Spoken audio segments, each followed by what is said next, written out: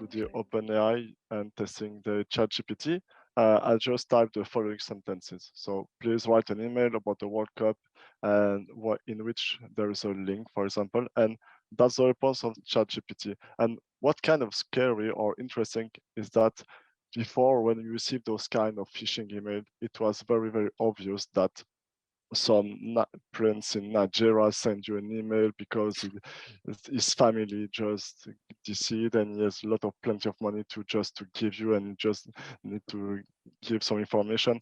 But now when you take a look at it, that might be kind of real website that send you those kind of information. So now you can easily see of a random a bad guy can just spread this email to thousands of hundreds of mail and just hoping to receive an answer for that. And on the other part, I just ask him to write a mini JavaScript field that just collect the information from your credit card number, the CVV, and so on, and just write a mini JavaScript field. I also validate that the script was correct with Alex, and told me that is quite convincing.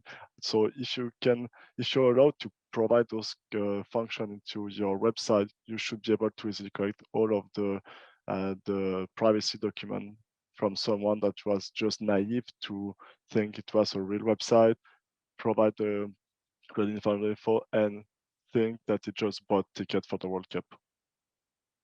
So yeah, that's one of the examples how ChatGPT can be used for bad actors.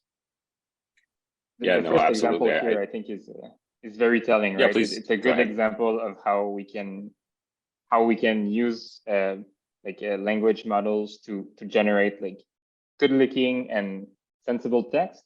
And like one other interesting part in this is like, so usually you'd have to go through a lot of research to write like a convincing email that talks about the World Cup and like introduces like maybe news in the email so that it looks like it's current and it looks like it makes sense.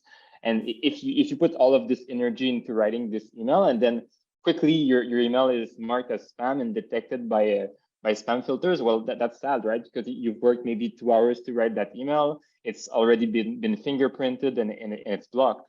But if you use models like ChatGPT, you can generate 1,000 emails that more or less have the same result, right? And they will not get fingerprinted because they're all different.